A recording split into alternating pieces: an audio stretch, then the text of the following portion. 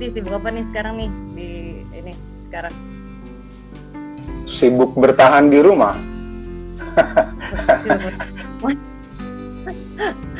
Iya nih, Mas Yudi, hari ini kita ngobrolin tentang proses kreatifnya Mas Yudi dari ide ke pertunjukan lintas media gitu. Nah, terus bisa nggak sih diceritain Mas Yudi di tengah kondisi saat ini nih digitalisasi terus ya bagaimana Mas Yudi dan teman-teman itu bisa beradaptasi dengan kondisi saat ini gitu. Mungkin atau mungkin bisa waktu awal-awal dia Mas Yudi tuh awal-awal kan ikut teater nih gitu kan, semangat sampai sekarang bertahan gitu. Oh, yang mana dulu? Oh, yang itu, yang ya. Proses kreatif kenapa bertahan awal sampai sekarang gitu? Ya, apa ya? Ya awalnya pasti karena saya suka gitu, saya suka berada di dunia ini gitu. Saya suka bekerja, menciptakan teater gitu. Saya suka bikin karya teater gitu. Saya suka. Awal sih dulu saya terlibat pertama kali ikut teater, sebagaimana mungkin kebanyakan teman-teman yang lain, saya terlibat sebagai aktor gitu. Jadi saya belajar teater pertama ya melalui keaktoran gitu. Udah lama banget ya di Jogja, 89 gitu. Terus saya juga aktif di teater SMA gitu. Terus waktu kuliah itu saya kuliah di Visipol UGM. Terus saya dan beberapa teman gitu kemudian bikin kelompok teater yang kemudian disebut sebagai Teater Garasi ini. Itu tahun 93 gitu. Tahun 93 artinya Teater Garasi itu bagian dari teater kampus ya. Di dalam lingkungan Fakultas Ilmu Sosial dan Ilmu Politik UGM. Terus tahun 99 kami ya karena kan sebagian besar sudah lulus gitu, sudah tidak bisa lagi beraktivitas di dalam kampus, maka sementara kami sepakat meneruskan aktivitas atau keinginan untuk bekerja bersama gitu di Teater Garasi. Jadi kami kemudian sama-sama keluar dari kampus menjadi kelompok teater, katakanlah teater independen, dalam arti dia tidak jadi bagian dari teater kampus. Ya sejak 99 dan seterusnya itu kami menjadi kelompok teater independen itu. Ya tentu saja karena perjalanannya cukup panjang ya, karena kelompok ini dimulai dari saya umur berapa ya, 21 gitu ya. Jadi memang panjang banget. Dan kenapa ya, mungkin karena kenapa saya masih berada di sini, masih berada di kesenian ya, karena saya masih menemukan teater gitu atau kesenian secara umum itu sebagai satu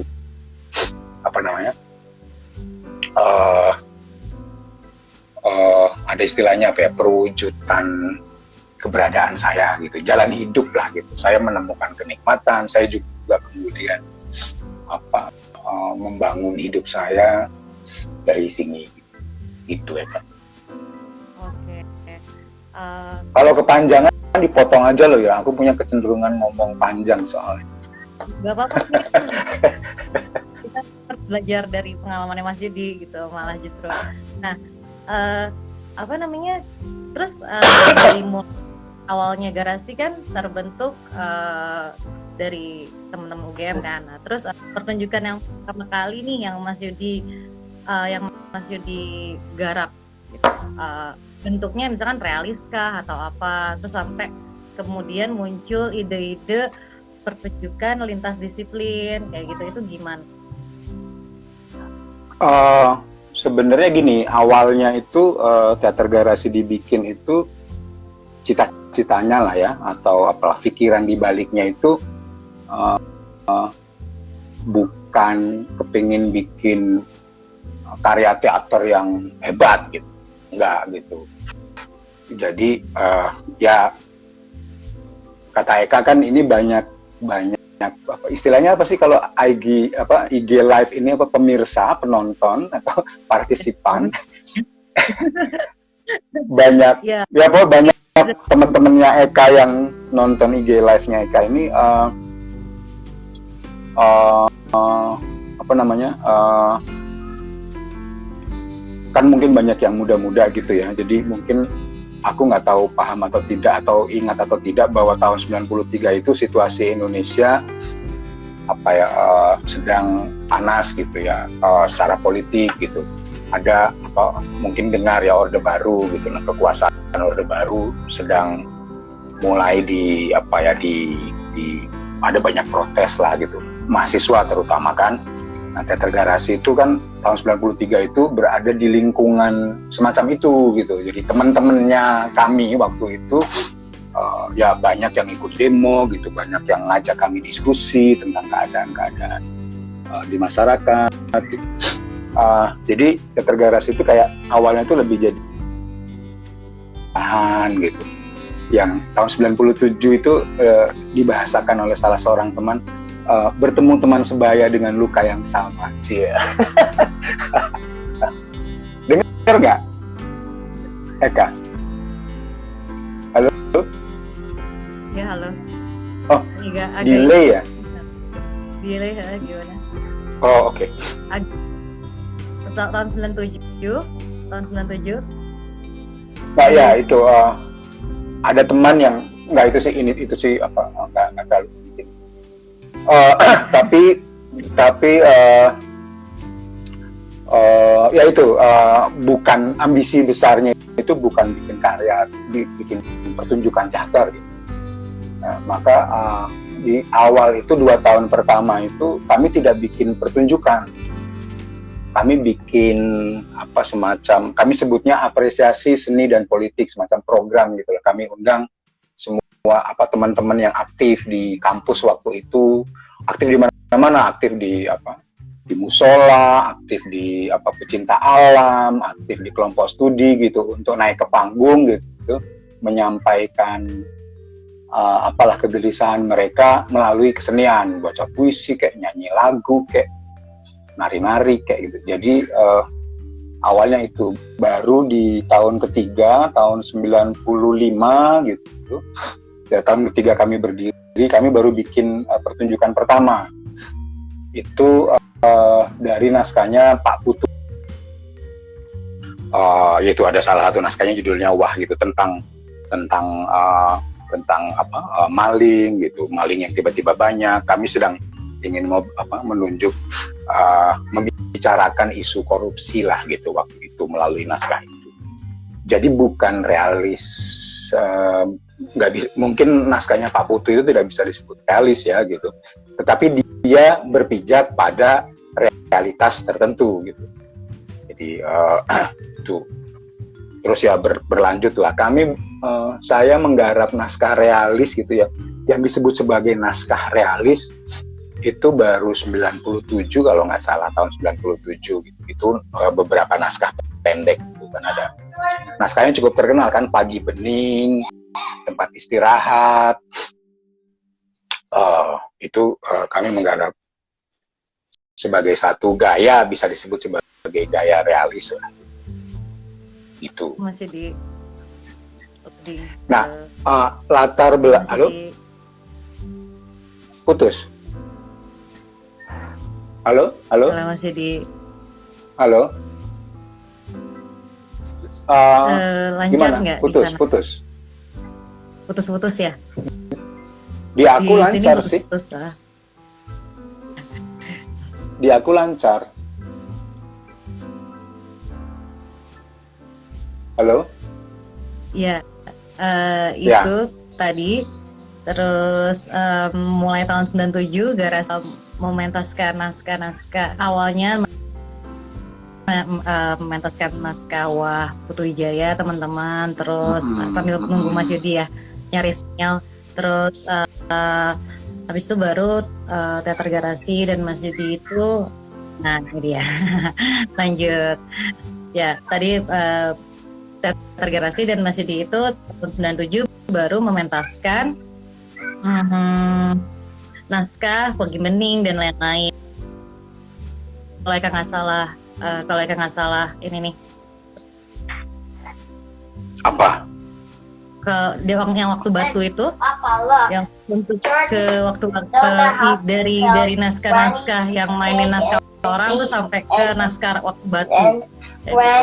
Pertunjukan. Sebentar anakku ini. Iya, oke. Ya, kecil. Mama. Oke. Sorry. Nggak apa-apa. Oke. Sebenarnya gini, aku tadi bercerita agak detail latar belakang di awal itu, bahwa misalnya kami dari Sospol gitu, dan ambisi awalnya bukan kesenian itu sendiri gitu. Itu tuh kemudian kalau pertanyaannya adalah dari mana sejarah lintas disiplinnya, itu karena kami punya latar belakang itu gitu. Justru karena kami misalnya bukan dari sekolah seni gitu ya. Aku kan nggak seperti Eka gitu kan. Eka kan dari isi teater gitu. Aku kan dari Sospol UGM gitu. Artinya kayak ada dorongan karena keadaan, karena situasi gitu. Setiap mau bikin karya, saya harus mempelajari gagasannya, bentuknya, atau ide tentang teaternya gitu. Itu harus saya pelajari. Dan pada saat yang sama, saya berada dalam satu lingkungan yang juga dihadiri oleh teman-teman yang bukan orang teater gitu. Misalnya teman-teman yang kuliah di sosiologi, teman-teman yang atau yang punya minatnya di awal, malah ada yang minatnya di film gitu, ada yang memang dia sejak awal pengen jadi pekerja sosial gitu, NGO gitu. Jadi sejak awal atmosfer itu atau situasi itu kayak membentuk spirit lintas disiplin kami. Nah, kalau pertanyaannya artinya juga sebenarnya sejak awal kami bikin karya, atau saya ini tekniknya, bentuknya gitu. Ide saya dan teman-teman misalnya, atau isu yang hendak dibicarakan itu kan kemudian harus diwujudkan ya, dikasih bentuk ya. Mencari bentuk pertunjukan dari idenya itu kan kami harus coba-coba, kami nggak diajarin lah, misalnya kami harus belajar sendiri gitu, tanya orang, baca buku gitu. Jadi artinya sejak awal bisa dilihat sebagai eksperimen gitu. Tapi mungkin kalau pertanyaan Eka itu tentang lintas media gitu, lintas disiplin, itu yang pertama kali malah bukan Waktu Batu, malah tahun 97, waktu kami masih di kampus, kami menggarap satu pertunjukan judulnya Karosel gitu. Karosel itu, Karosel itu apa sih? Itu loh, tempat kayak di pasar malam yang ada kuda-kuda terus melingkar itu loh, merry-go-round kalau bahasa Inggrisnya gitu. Judulnya Karosel gitu. Itu di sana kami misalnya melibatkan penggunaan televisi gitu di panggung gitu, kemudian juga ada yang direkam, ada yang live gitu, terus juga kehadiran musik gitu, komposisi musik, lagu sebelumnya gitu ya, karena memang Karosel itu tidak pertama kali kami bikin pertunjukan yang tidak berdasar naskah yang sudah ada. Jadi tidak berdasar lakon yang sudah ada. Sebelum Karosel, misalnya kami menggarap Panji Koming gitu. Panji Koming, saya dan Dirmawan Hatta, itu sutradara film yang sekarang juga mulai dibicarakan. Itu bikin naskah dulu, baru bikin pertunjukan. Terus Kapai-Kapai juga gitu kan, ada naskah. Nah di Karosel itu kami tidak berdasarkan naskah gitu. Kami cuma berdasarkan satu, katakanlah tema gitu, atau isu gitu. Jadi waktu itu kami ingin membicarakan atau memasuki isu kekerasan yang dilakukan oleh negara maupun kekerasan yang dilakukan oleh individu gitu. Nah, karena nggak ada naskah, maka jadi ya awalnya diskusi dulu toh kekerasan yang dimaksudkan apa gitu. Terus kami sama-sama gitu pergi ke sebuah tempat gitu untuk melihat fenomena tertentu. Misalnya waktu itu kami sama-sama ikut kampanye. Banyak di antara kami yang nggak seneng ikut kampanye itu loh, kampanye dengan suara motor belombongan kayak gitu kan, sejak dulu kan itu. Kami sepakat untuk yuk kita ikut kampanye gitu untuk merasakan, mengalami, melihat, mengamati perilaku orang atau kemudian emosi yang berkembang di dalam situasi itu gitu. Kami nonton video gitu, waktu itu ada video sembunyi-sembunyi ya karena masih Orde Baru. Kami nonton video perebutan kantor PDI 27 Juli. Itu yang salah satu peristiwa yang kemudian memicu kerusuhan dan tumbang.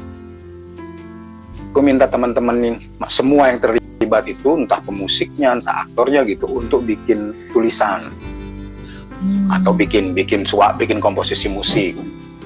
So, ada yang kemudian nyodorin lagu gitu. Aku atas tema kekerasan, lagu ini menurutku nyambung banget gitu. Misal dia nyodorin waktu lagu The End-nya The Doors gitu. Ada teman yang lagi tergila-gila sama The Doors. Nah itu kemudian dirangkai, saya sebagai sutradara gitu, kemudian merangkai ide teman-teman gitu yang bentuknya bisa lagu, bisa tarian, bisa ada yang kemudian mengusulkan menampilkan sesuatu melalui TV gitu. Nah praktik itu atau pengalaman itu yang itu kayak karya pertama katakanlah yang kalau mau dilihat dengan kerangka lintas media malah tahun 97 gitu. Berarti semua yang dihadirkan oleh Mas Yudi dan teman-teman waktu itu tuh berasal dari riset ya Mas ya? Ya. Oke. Riset artistik ya. Ya. Sampai karya-karya saat ini berdasarkan dari riset pasti ya Mas? Sebenarnya karya yang lain pun kan tetap ada riset gitu. Jadi dalam arti gini, misalnya karya yang berdasarkan naskah gitu, kapai-kapai gitu, kan kami sama-sama duduk gitu, terus sama-sama diskusi kapai-kapai ini tentang apa sih gitu. Terus ada dilontarkan teman-teman yang beberapa dari kami misalnya tidak paham gitu. Oh berarti kita harus baca buku misalnya gitu. Harus baca buku untuk memahami, karena misalnya di KPKP itu ada misalnya ada bagian yang sangat membicarakan soal relasi buruh dan majikan gitu. Buruh dan pabrik gitu. Terus ada teman yang di sosiologi bilang kayaknya kita mesti membaca buku tentang itulah, tentang yang melihat soal buruh dan majikan, buruh dan pabrik gitu. Maka kemudian sama-sama baca. Itu kan juga riset gitu ya. Ada teman kemudian yang juga kemudian membutuhkan datang ke pabrik misalnya gitu untuk melihat bagaimana situasi real para pekerja di pabrik gitu. Sehingga kemudian dia bisa memainkannya. Itu juga kan riset gitu. Cuma memang bedanya adalah antara Karosel dan KPKP misalnya, naskahnya sudah ada duluan kan KPKP. Sementara Karosel itu waktu bikin pertunjukannya itu pada saat yang sama kayak juga sedang bikin naskahnya gitu. Nanggap ya. Tetapi risetnya tetap dibutuhkan, tetap ada juga di pertunjukan yang lain. Suaraku putus-putus lagi ya? Enggak? Iya tadi berapa detik gitu Terus. Nah ini Mas, berarti terus bagaimana bisa Mas Yudi itu membuat ide, bukan membuat ide sih, kayak menangkap ide itu dari mana sih Mas gitu? Kayak misalkan ada pertunjukan yang Mas Yudi buat gitu. Saya idenya dari mana? Atau dari teman-teman apa kungkum? Enggak.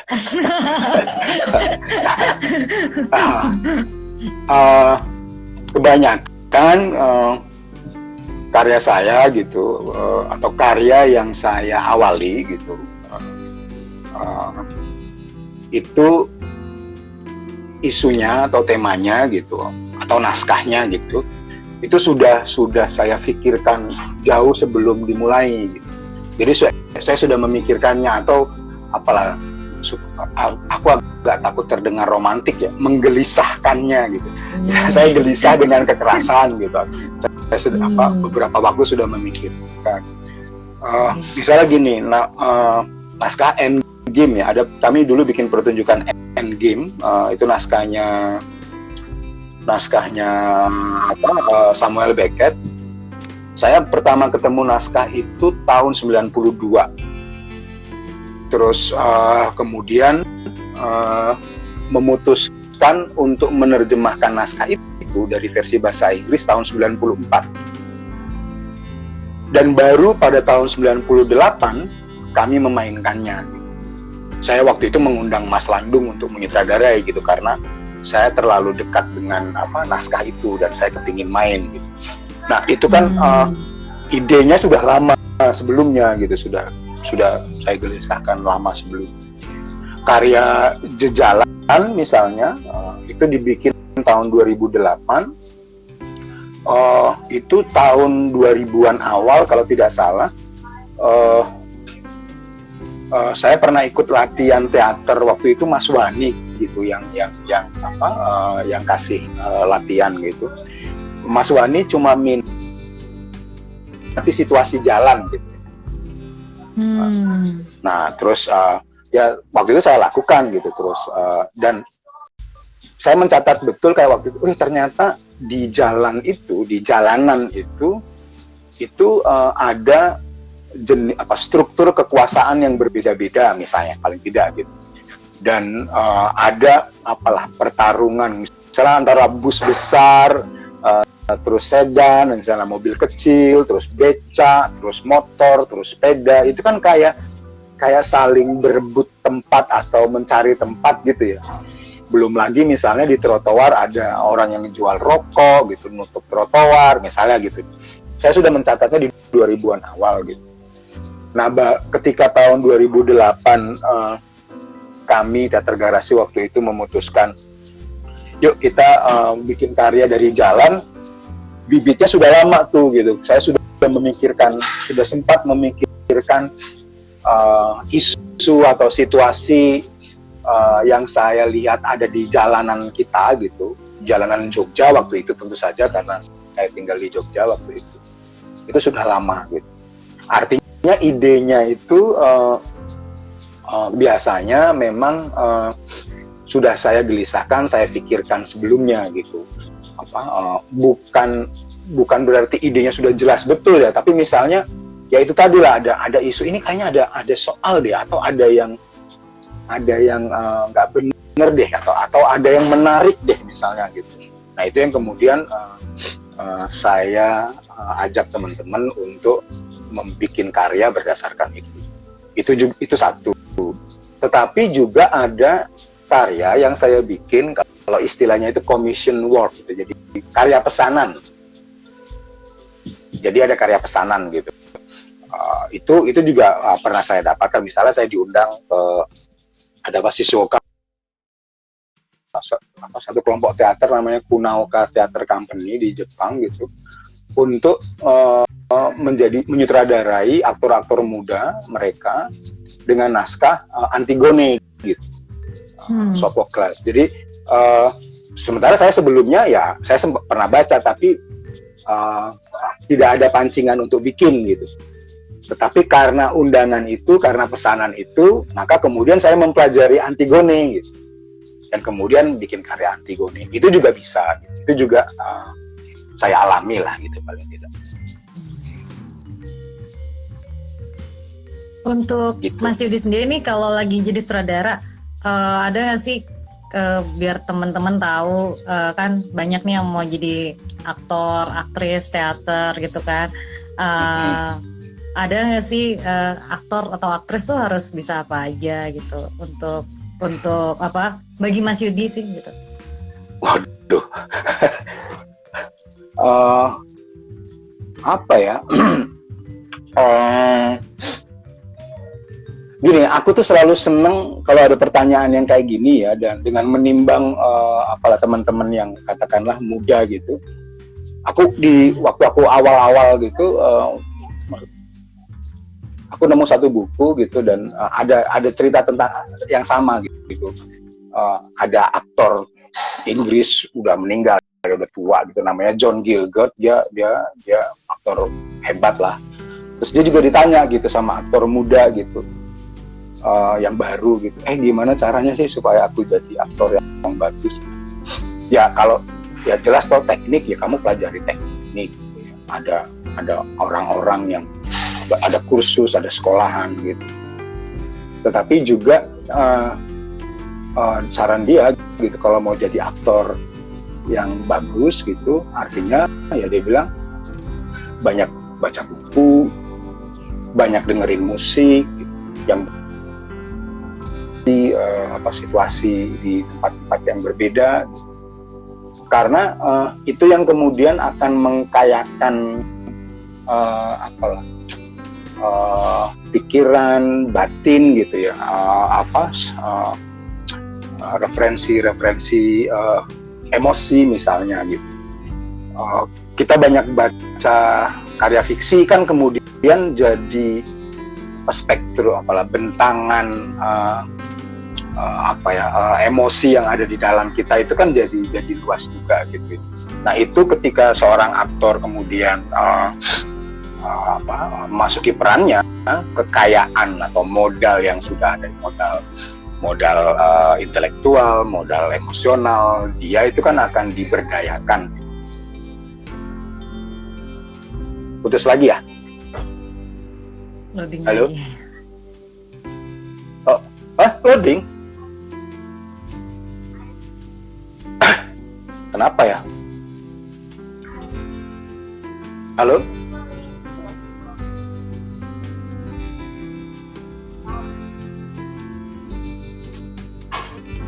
Halo? Di sana lancar. Di aku lancar sih. Halo? Di kamu? Patah-patah? Halo? Sinyal. Sinyalnya kacau. Halo? Oh. Ya, aduh, ya, sorry Mas, ini tadi nggak lancar kekayaannya. Tapi kalau di Mas Yudi lancar nggak apa-apa? Aku lancar sih katanya itu. Oke, aman, sip. Terus lanjut Mas. Oh iya. Lanjut apa nih? Sorry. Terus Mas Yudi baca buku yang Mas Yudi suka apa aja? Yang masih menginspirasi sampai sekarang apa aja? Buku sastra, terus naskah yang ini. Waduh, apa ya?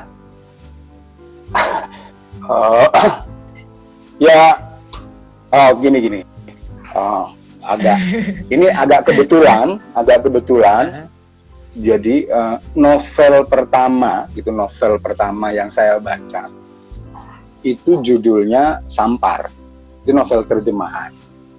Jadi waktu itu saya SMP kelas 3. Udah di Jogja kan, saya pindah ke Jogja SMP kelas 3 gitu. Ya saya lagi ikut orang tua gitu. Ya, terus nggak paham terus bisa ya Samparnya Albert Camus, jadi penulis Prancis namanya Albert Camus, diterjemahkan sama N. Hadini. Terjemahannya bagus sih.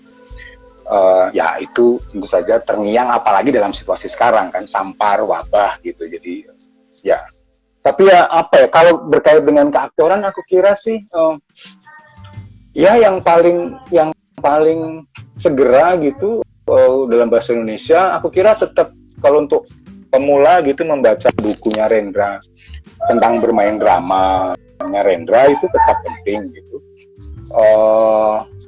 Lalu apa ya, ada buku Stanislavski yang sudah diterjemahkan misalnya, itu tetap penting dibaca menurut persiapan seorang aktor membangun peran gitu. Apalagi yang dalam bahasa Indonesia ya, ya buku-bukunya Suyatna Anirun gitu. Tapi mungkin aku nggak tahu itu mudah didapatkan atau enggak ya. Tapi kalau tentang bermain drama dan persiapan seorang aktor itu kan kayaknya masih bisa didapatkan di banyak tempat. Untuk awal ya, selanjutnya akan ada apalah ya saya nggak tahu ya, kita butuh sesi yang lain lah untuk membicarakan. Iya ya. Apa namanya Mas? Ya sekalian bagi teman-teman yang mau bertanya tentang proses kreatifnya Mas Yudi Ahmad Tajudin dari ide ke pertunjukan lintas media, silakan sudah boleh bisa bertanya. Nah terus tadi nih Mas ada yang bertanya di Instagramku, dia menonton Waktu Batu di YouTube. Nah, terus kau bisa kepikiran untuk membuat model pertunjukan seperti itu. Sebelum aku jawab itu, ini kan karena soal teknis tadi, yang IG live pertama aku, terus kamu yang join dong, ya? IG live-nya aku. Nah itu berpengaruh nggak ke siapa yang datang? Ini kok kalau yang nongol-nongol di tempatku ini kan usual suspect semua ini. Beberapa ini kayaknya nggak tahu, aku kayaknya berapa, tapi udah di save Mas sama ada temanku, udah di save. Nanti ya, kita maksudku, kalau sama orang-orang yang aku tahu yang nongol di sini itu aku ngomongnya beda sih. Mau aku bohongin mereka. Tapi kalau sama followernya Eka kan aku nggak boleh bohong. Kalau sama followerku aku mau bohongin mereka ini. Nggak, ini nanti udah di save, terus nanti kita masukin YouTube.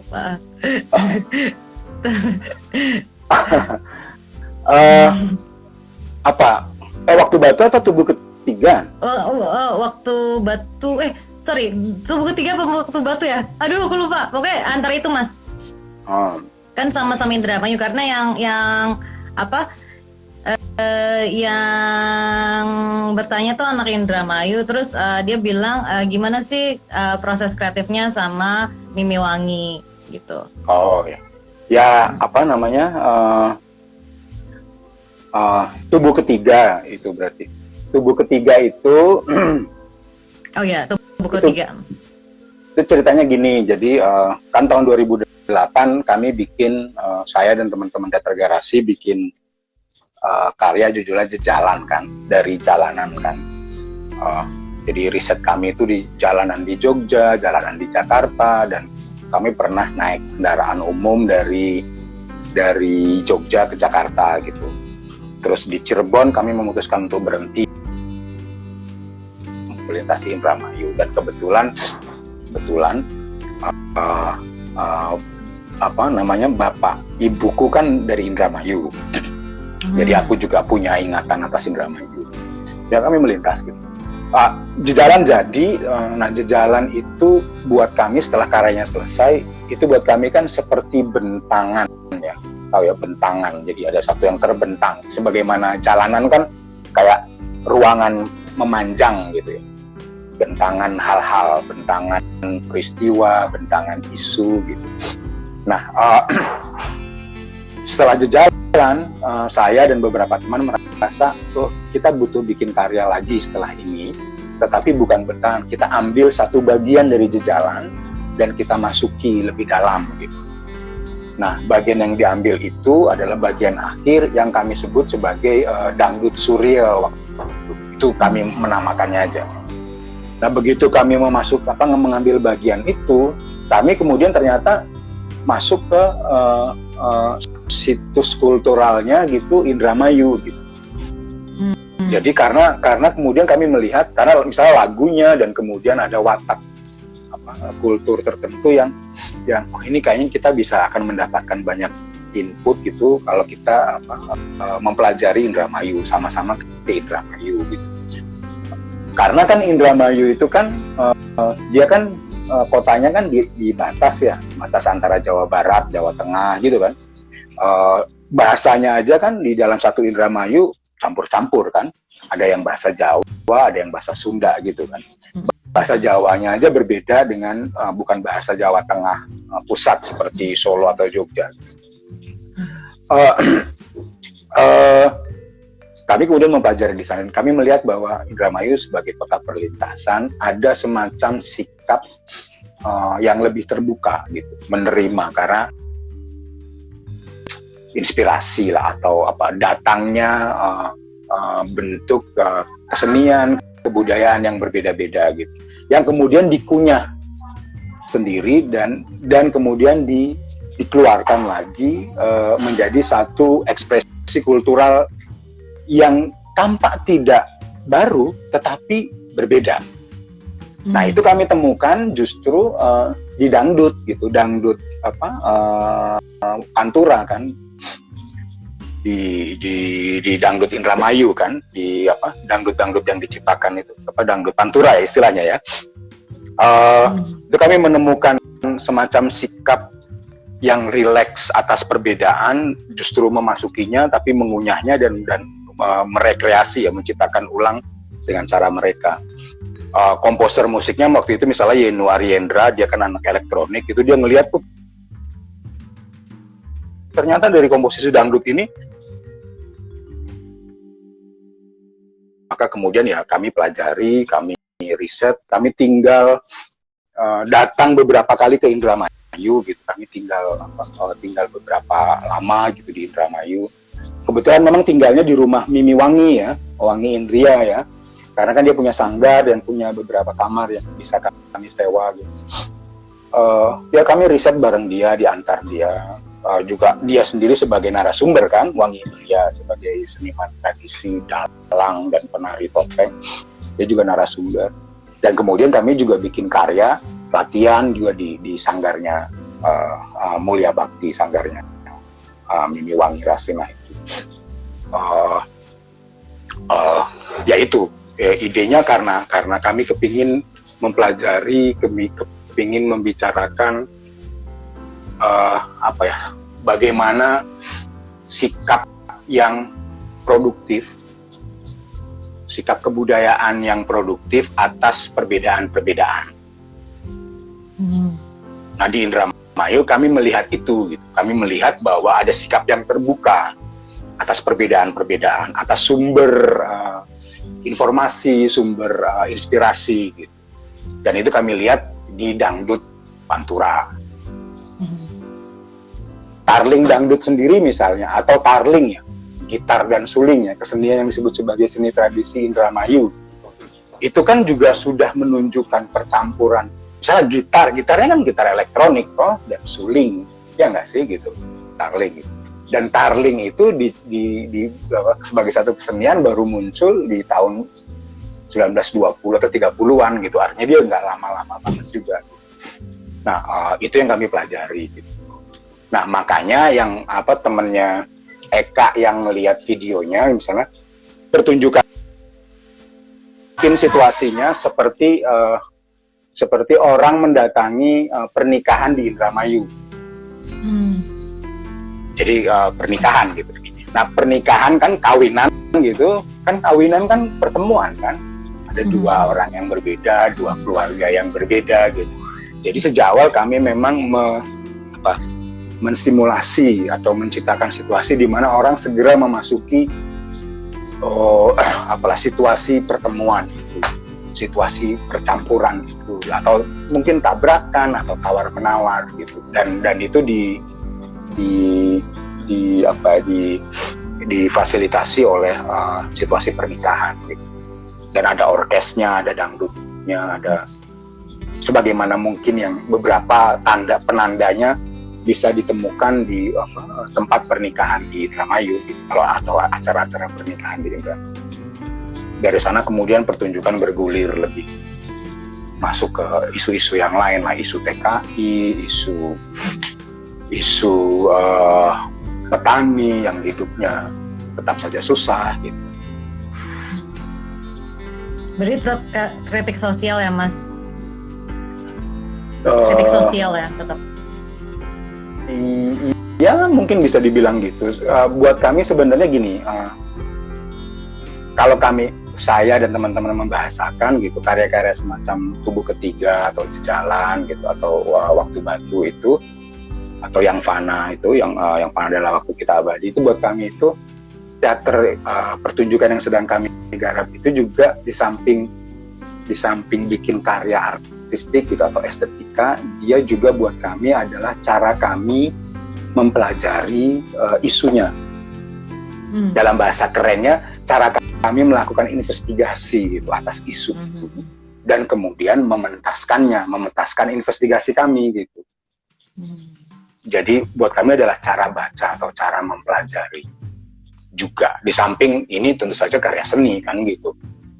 Kalau saya misalnya peneliti atau penulis ilmuwan sosial gitu misalnya, maka outputnya kan adalah laporan penelitian atau buku gitu kan. Tapi karena saya seniman pertunjukan, investigasi atau keingintahuan saya atau proses saya membaca, mempelajari satu kenyataan sosial tertentu, kemudian saya wujudkan dalam bentuk pertunjukan teater dengan bahasa, dengan batasan seni pertunjukan kan, karena seni pertunjukan kan juga punya batasannya sendiri, punya karakternya sendiri. Dari teater-teaternya Mas Yudi nih, dari pertunjukan dan karya-karyanya Mas Yudi nih, kan bisa dibilang menabrak konvensi yang sudah ada nih Mas, gitu, yang konvensi yang saya pelajari di isi Mas Yudi, gimana tuh Mas, gimana ya? Dari Mas Yudi sendiri, apakah itu sengaja atau enggak? Atau itu adalah apa? Gimana? Niatannya. Iya, tapi kedengaran suaranya. Ya, kedengaran suaranya. Terus ada. Oke, sip. Niatannya sih bukan menabrak konvensi. Tanya tuh tadi niatan kami, niatanku lah ya, niatanku.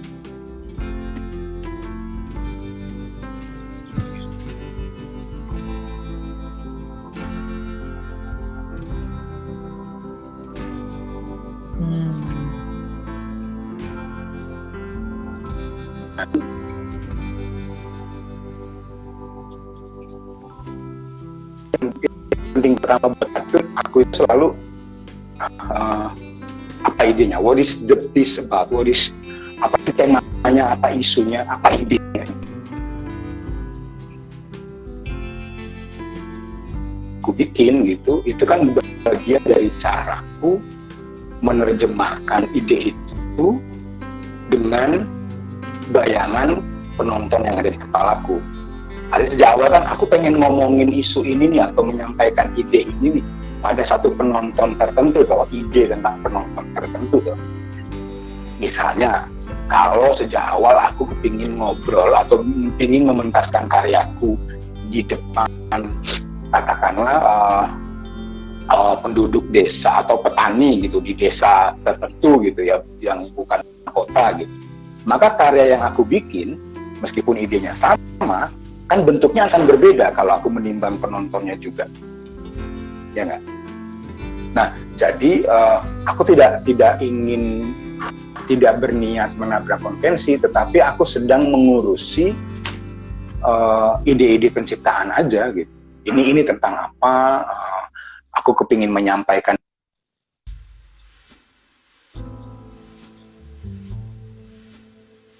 pencerapan penonton macam apa yang pengen. Katanya putus-putus aku. Iya, nih putus-putus Mas.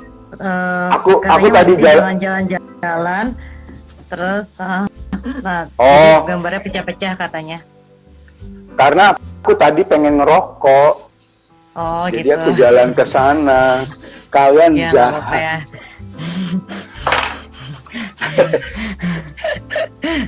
Wah, ada Mbak Retno. Ya itu ada beberapa orang itu usual suspect, itu orang-orang yang harusnya aku bohongin aja, nggak perlu aku cerita. Intinya gitu, aku tidak berniat melabrak konvensi gitu, karena diskusinya nanti bisa panjang. Kalau di teater Indonesia gitu, sebenarnya yang disebut konvensi itu yang mana gitu, atau yang disebut konvensional yang mana gitu. Karena tapi ini diskusinya bisa panjang ya. Di tempat lain mungkin karena ada konvensi yang terjaga, satu gaya tertentu yang terus dilakukan oleh satu kelompok atau komunitas tertentu, atau komunitas seniman dan komunitas penonton, dan terus menerus, maka orang kemudian kan bisa bilang bahwa aku sedang melakukan sesuatu yang berbeda dengan yang konvensional itu. Nah di Indonesia nggak ada ya yang disebut sebagai pertunjukan realis. Apakah dia kontinu berlangsung terus terjaga? Kan enggak, kan sama sporadisnya dengan katakanlah atau gaya atau selera atau pendekatan yang lain. Jadi memang agak susah gitu. Makanya aku kalau boleh menyarankan ke teman-teman yang muda, nggak perlu terlalu ribet dengan ini aliran apa gitu, ini gaya apa. Yang penting pertama itu menurutku adalah kamu mau ngapain, idenya apa, terus kamu mau mementaskan karyamu gimana, dengan penonton seperti apa. Terus kamu pengen segmentasi. Ya, kamu terus di karya itu kamu sebenarnya lagi pengen ngobrol atau kepengen menolak satu pandangan umum tertentu gitu, atau kepengen menawarkan pandangan yang lain, itu diperjelas aja. Lebih baik sibuk di sana daripada ini apa, ini barat, ini tim. Karena kan di komentar Eka kan, IG-nya Eka kan ada itu kan, nggak perlu ribut, karena yang disebut teater barat itu juga terpengaruh sama teater timur kalau ada barat dan timur gitu. Nah, jadi mereka yang di Eropa, katakanlah di Amerika itu terpengaruh sama teater India, teater Jepang, teater Indonesia gitu. Jadi ini dunia yang sudah saling mempengaruhi, jadi sudah susah gitu. Nah, lebih baik sibuk dengan itu. Idenya apa? Terus mau apa? Mau ngomong dengan cara bagaimana? Menciptakan situasi dramatik seperti apa? Mau ringan-ringanan, mau banyak ketawa, atau mau tegang, atau mau gitu, mewujudkan atau memberi bentuk dari ide-ide itu. Bisa jadi disampaikan dengan acting realis, misalnya gitu. Bisa jadi dengan acting simbolis, gitu. Kalau ternyata menurutku ide macam itu, keinginan macam itu berbicara dengan penonton seperti yang aku bayangkan, akan lebih efektif kalau aku menyampaikannya dengan cara realistis ya, jadi realistis artinya merujuk pada satu kenyataan yang spesifik kan gitu. Jadi apakah ini realisme? Ya itu nanti aja lah setelah karyanya jadi, ya sama-sama kita lihat, kita diskusikan. Waktu bikin karya mungkin karena ya situasi kita susah, apalagi aku tahu aku pernah beberapa kali kan ke teman-teman yang nggak di kota itulah, ke mana di sini ada tadi ada si Samsul ke Sampang Madura gitu misalnya, ke Maumere, ke Flores Timur, ke Tegal, ke gitu ya. Itu kan situasinya kan berbeda, situasi keseniannya, sekolahnya Eka itu kan yang mempelajari ada banyak gitu. Nah kalau di sana kan jadi susah juga gitu. Menurutku Ya nggak apa-apa kalau ketemu temen yang lulusan ISI tanyain gitu ya. Tapi waktu bikin karya mungkin mungkin akan lebih produktif, relatif lebih produktif kalau memikirkan itu tadi, idenya tentang apa, mau ngomong sama siapa, situasi macam apa yang hendak diciptakan, keadaan produksinya seperti apa, kan gitu toh. Kita punya ide, karena aku sering menemukan gini dari beberapa pertemuanku lah ya, aku sering menemukan teman-teman gitu, ide atau imajinasi teaternya itu sering nggak nyambung sama keadaannya. Misalnya imajinasi idenya, tetapi ketika nggak ada kan kemudian jadi ada yang masalah gitu. Nah, maksudku aku menyebutnya kenyataan produksi, gitu. keadaan produksi itu juga mesti ditimbang gitu. Jangan diada-adain kan Mas. Kalau misalkan punyanya lampu sentir ya nggak masalah kan? Iya, ya. Bagaimana kemudian bikin sesuatu? Yaitu menggunakan lampu sentir dengan cara menarik, gitu kan? Ada temen yang dulu dia di Solo gitu, itu termasuk yang awal kalau di pertunjukan kita mungkin, paling tidak setauku, yang justru dia pentasnya di Lembaga Indonesia Prancis gitu, udah ada lampu, udah ada panggung. I'm still in a meeting. Can I talk to my friend first, please? Oke. Sebentar ya, oke. Iya nggak apa Mas. 10 second.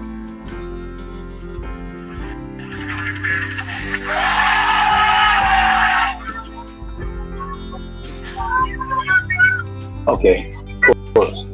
Oke, dia harus kayak gitu soalnya. Kalau ada yang dia suka, aku harus nonton atau emaknya harus nonton. Iya Mas, kadang-kadang juga banyak ya Mas terjebak, teman-teman tuh terjebak, bahkan ada acting realis, ada acting non realis kayak gitu. Terus banyak Eka juga dapat pertanyaan dari teman-teman, mereka terjebak dengan surrealis dan lain-lain gitu kan. Sedangkan Eka sendiri pun misalkan Eka dari kampus ISI yang belajar tentang teori-teori itu, kadang-kadang kita juga nggak mau terjebak dengan itu sih Mas gitu ya, bikin aja gitu. Itu kan persoalan dramaturgi ya, atau kritikus teater yang ngomong itu adalah isme atau apa gitu. Mungkin Mas ada pesan gitu buat teman-teman, khususnya tadi teman-teman Surabaya, pesan kan mereka tuh nggak punya panggung gitu kan. Nah terus maksudnya mereka kesulitan untuk berekspresi. Nah terus gimana sih gitu, mungkin pesan buat teman-teman panggung, dan sedangkan tadi ya di mindset teman-teman sendiri panggung adalah ya sesuatu yang gitu Mas. Ya mungkin kayak panggung itu kayak di Taman Ismail Marzuki gitu. Ide untuk bukan ide ya, kasih saran buat mereka. Kalau yang di Surabaya itu tuh ngajak, di sini ada tadi nongol tuh Samsul Pranata, dia di Sampang itu deket tuh. Samsul Pranata itu di Sampang, atau teman-teman Madura, putus-putus lagi ya di kamu ya Kak? Halo?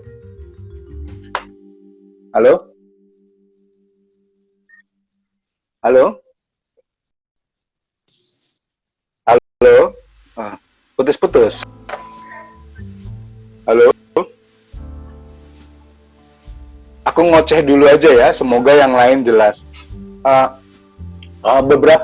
Beberapa teman di Madura, sutradara kelompok teater di Madura itu bikin pertunjukan, dia berangkat, pertunjukannya diberlangsungkan misalnya di halaman rumah gitu, di depan rumah orang atau di lapangan. Ada banyak juga yang bulu tangkis atau apa. pondok pesantren yang karena mereka kemudian sejak awal bikin karya itu juga membayangkan ini memang tidak berdialog dengan misalnya kampungnya, dengan lingkungan spesifik misalnya pesantren gitu atau di pantai. Jadi kemudian apakah karena mereka membayangkan penonton dan idenya juga misalnya ide teaternya itu memang hendak ngobrol sama penonton yang katakanlah spesifik itu di kampung itu jelas itu, maka mereka nggak perlu bikin pertunjukan di gedung prosenium yang ada tinggi, ada lampu-lampu gitu. Mereka kemudian ya pentas di depan rumah orang gitu dengan lampu yang mereka bisa pakai gitu, menggunakan lampu-lampu istilahnya itu found ya, lampu-lampu temuan ya, lampu-lampu yang ada di lingkungan sekitar gitu. Itu apa ya? Kalau aku karena beberapa waktu lalu aku beberapa kali bekerja atau bergaul dengan teman-teman di daerah gitu, aku menyodorkan bahwa sebenarnya gagasan Putu Wijaya itu bagus banget. Bikin teater itu bertolak dari yang ada. Ya, jadi gagasannya Mas Putu itu kan bertolak dari tetapi adanya lapangan, coba bikin pertunjukan di sana. Kalau nggak ada panggung, tetapi misalnya adanya teras rumah, coba bikin pertunjukan di sana. Gitu. Karena yang kemudian coba lebih berpikir bukan pada fasilitas, tetapi pada ide dan keinginan komunikasi macam apa. Kembali lagi, coba lebih sibuk ke sana, gitu. Coba lebih bergulat dengan hal-hal itu ya, dengan ide dan orientasi komunikasi lah, keinginan berkomunikasi dengan penonton yang mana, dengan isu apa, membicarakan apa gitu. Teknik, bentuk, termasuk support system, panggung, itu kemudian bisa disesuaikan kalau teman-teman lebih memegang pada ide dan intensi kreatif kalau aku bahasakan. Dan sebenarnya banyak teater kontemporer, teater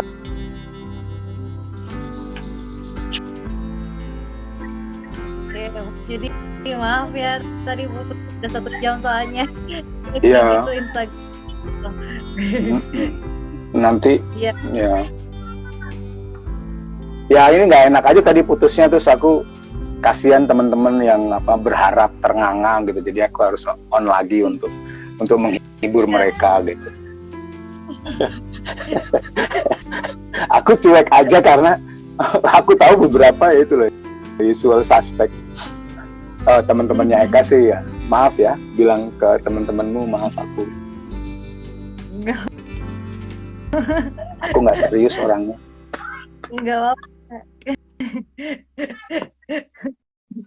Nah gimana ya, kurang lebih sih begitu kalau dari kerangka obrolannya Eka dan pertanyaan-pertanyaan.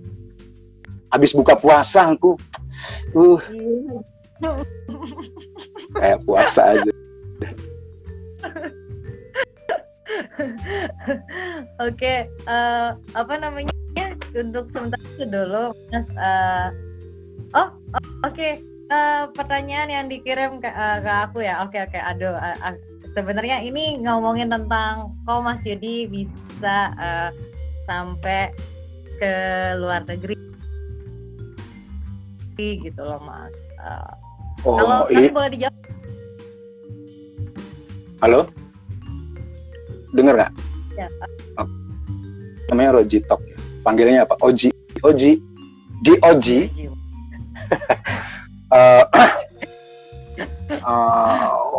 Waktu di awal dulu gitu, aku nggak punya cita-cita keluar negeri gitu. Waktu pertama aktif gitu, berkegiatan di teater garasi. Yang penting itu kalau istilahku, yang pertama itu basis penontonnya itu jelas dulu. Dan yang namanya basis penonton itu dimulai dari yang terdekat. di mana misalnya kelompoknya di mana gitu, atau sanggarnya atau apalah, aktivitas kelompok itu di mana gitu. Di kampung X, kecamatan A, kota kabupaten G gitu. Penontonnya itu yang dibayangkan ketika bikin karya ya penonton itu dulu gitu. Kami dulu teater garasi dari teater kampus, seperti yang aku tadi bercerita agak panjang di awal, karena aku tahu ada pertanyaan itu dari Oji toh. Bayanganku atau teman-teman di teater garasi waktu awal ya adalah komunitas kampus. Pertama sospol, acara yang kami bikin apresiasi seni dan politik kok gitu, karena kami anak sospol banget kan, sospol yang senang teater atau senang kesenian. Nah dari basis penonton yang terdekat itu kemudian ya kami bergulir kan dari sospol apa terus kemudian kampus UGM gitu, apa bikin karya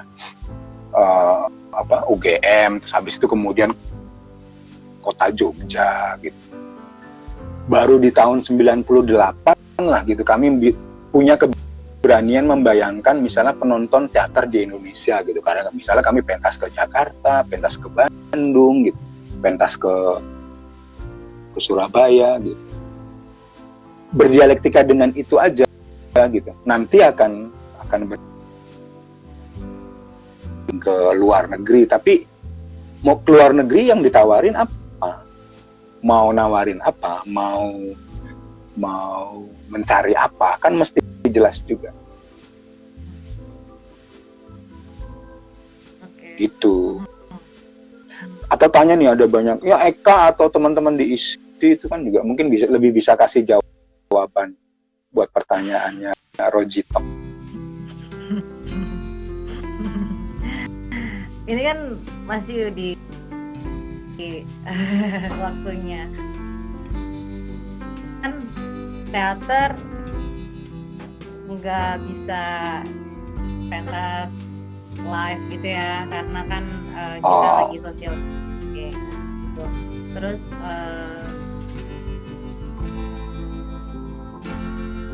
kalau bentuk teater kan adalah pertunjukan yang live, ketemu penonton secara live. Nah, terus kalau ada pertunjukan daring gitu, itu gimana ya Mas? Kalau Mas Yudi sendiri? Kalau aku nggak apa-apa, dicoba aja bikin pertunjukan daring. Tapi hati-hati bikin pertunjukan daring atau bikin pertunjukan garing, beda loh ya. Ya. Nggak, I'm serious, oke. Nggak, di aku, kalau di aku gini loh, situasi sekarang, wabah, social distancing, itu kan kita sedang mengalaminya ya, masih mengalaminya, dan belum terlalu lama, dan masih emosional, masih banyak hal yang belum diketahui, online gitu. Pertanyaannya, ya buat apa? Buat apa bikin pertunjukan online gitu? Kenapa gitu? Kalau itu cuma satu sikap reaksioner dan panik, itu kan artinya lebih melayani diri sendiri toh, lebih melayani kepuasan sendiri toh. Siapa yang butuh pertunjukan online gitu? Misalnya gitu, katakanlah gitu. Pertanyaan-pertanyaan itu menurutku, aku nggak menolak pertunjukan online, tapi itu. Nah, kalau aku malah yang ditawarkan dari situasi sekarang kan justru momen untuk melihat ulang gitu, untuk memikirkan kembali apa yang pernah dipercayai gitu, sebagai ide teater, apa yang dianggap baik gitu, pikiran-pikiran apalah tentang teaternya, tentang keseniannya, kan ini kesempatan untuk melihat ulang itu gitu. Nah, ini sekarang aku mau mengiklan. Itu kenapa saya dan teman-teman di Majelis Dramaturgi, karena ada titipannya. Teman-teman di Majelis Dramaturgi, ada di IG-nya Majelis Dramaturgi, kami juga bikin seri percakapan kan. Seri percakapannya itu bukan tentang teater online gitu, tapi tentang ide teater sebelumnya yang sudah dilakukan gitu. Yang kamu lakukan apa sih? Kenapa kamu punya ide itu? Seperti yang kita lakukan sekarang lah gitu ya. Nggak buru-buru kemudian yuk online yuk gitu.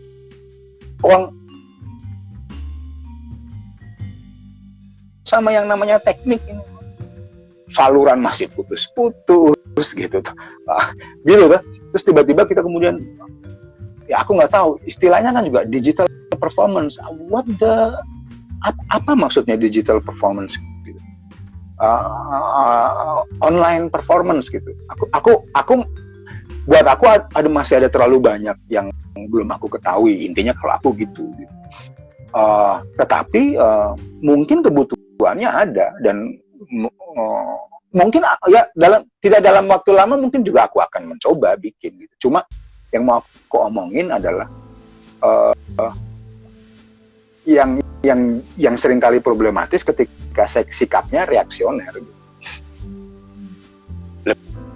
Teater terancam, aku tidak bisa lagi jadi sutradara atau teaterawan, aku harus bikin karya. Iya, oke. ya kalau aku gitu. Jadi nggak apa-apa, ya dipelajari saja. Tapi kan ada nalar yang berbeda, ada medium yang berbeda. Dan pertanyaan terbesarnya memang buat aku, karakter dasar teater itu memang pertemuan kan, kontak toh, pertunjukan live toh, kolektif. Misalnya bikin karyanya sendiri, ada orang lain bersama orang lain, pertunjukan. Ya teater belum jadi teater ketika belum ada penonton. Ya toh. Nah, tapi nggak apa-apa, dengan watak medium tertentu mungkin itu tetap bisa disiasati atau bisa didapatkan lah, situasi kehadiran atau kontak itu bisa didapatkan. Cuma artinya ya itu difikirkan, nggak sibuk bikin karya yang penting direkam gitu toh, yang penting direkam gitu. Tapi ya teknik itu atau media yang digunakan menghadirkan keserentakan, kesegeraan, imediasi dan simultanitas itu word enggak, kesimultanan yang didapatkan dalam pertunjukan live atau enggak gitu. Paling enggak mesti bergelut atau mesti menimbang karakter-karakter itu juga. Dan digital natif soalnya, aku tuh gelandangan digital gitu. Anakku mungkin malah lebih paham digital daripada aku. Inspirasinya ya Mas. Gitu. Jadi gitu teman-teman, kalau mau itu ada IG live Majelis Dramaturgi setiap Senin dan Kamis jam 3. Kalau mau tahu, kan itu yang berbicara, yang saling berbincang itu dua seniman selalu. Ada yang dari Makassar, ada yang dari Jogja, ada yang dari Madura, ada yang dari jadi teman-teman bisa mengetahui apa yang dibayangkan atau digagas atau pernah dilakukan seniman-seniman teater yang lain gitu. Dan itu akan bagus juga toh kalau buat pemula untuk mengkayakan referensi toh. Gitu. Oke, Mas Gitu Yudi, Eka. Ya. Oke, Mas Yudi, makasih banyak ya Mas Yudi udah menyediakan waktu ngobrol. Boleh? Nanti teknologinya ada kok Mas, dihapus gitu. Oh, oke. Di blur ya. Di blur ya. Ya. Oke, Mas Yudi gitu aja. Terima kasih banyak. Jarang-jarang ya kita bisa ngobrol kayak gini. Justru kayaknya ada positif demi. Nah, dalam situasi ini kan yang dibuka kesempatannya adalah kemudian percakapan online kayak gini toh,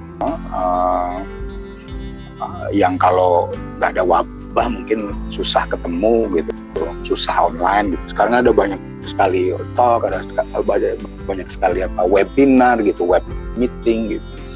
Ya itu malah menurutku menarik ya, maksudku kemudian jadi ada banyak hal yang bisa dibicarakan di dalam keadaan kita sekarang gitu, atau dilihat ulang gitu. Pak Yudi live tunggal. Oke. Mas Yudi makasih. Ya. Terima kasih teman-teman.